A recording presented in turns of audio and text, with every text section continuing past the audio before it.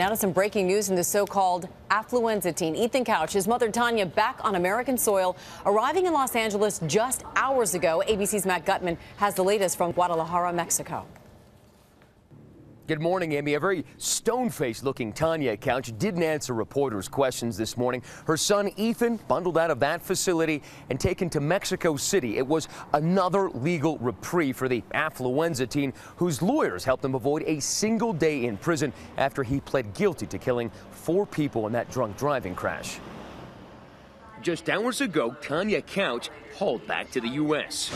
Grim-faced as U.S. Marshals escorted her in handcuffs through Los Angeles International Airport.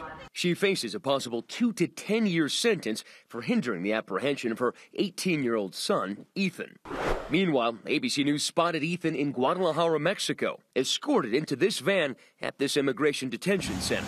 The van speeding out of the garage. We believe Ethan Couch is in that van that just rushed out of here. Now, we saw him just moments ago being moved from one side of this detention center to the other side. And Mexican authorities confirming overnight to ABC News he was sent to Mexico City, his 3rd city since his arrest Monday. Mexican authorities say he'll be held until the end of these immigration proceedings. But his first 2 nights in a Mexican detention center spent behind those locked gates. So you've been inside there. What's it like?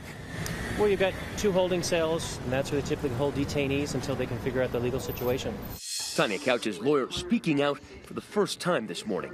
Put yourself in Tanya's shoes. What would you do if you're a parent who has a son who is the most hated boy in America? What would you do to protect him? Texas authorities have called it something else, hindering the apprehension of a fugitive.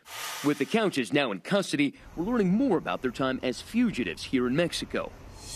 In this exclusive video, you can see Tanya Couch saunter into this butcher shop, trying to pay in dollars. And Ethan, just 2 hours before his capture, seemingly at ease in his life as a fugitive, with the backwards hat and the freshly dyed jet black hair.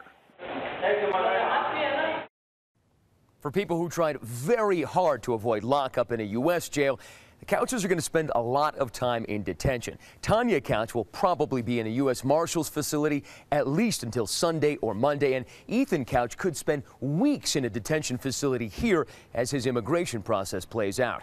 Amy? All right, Matt Gutman with the latest, and you can find out much more about the Ethan Couch case tomorrow on a special 2020 End of the Road at 10, 9 Central right here on ABC.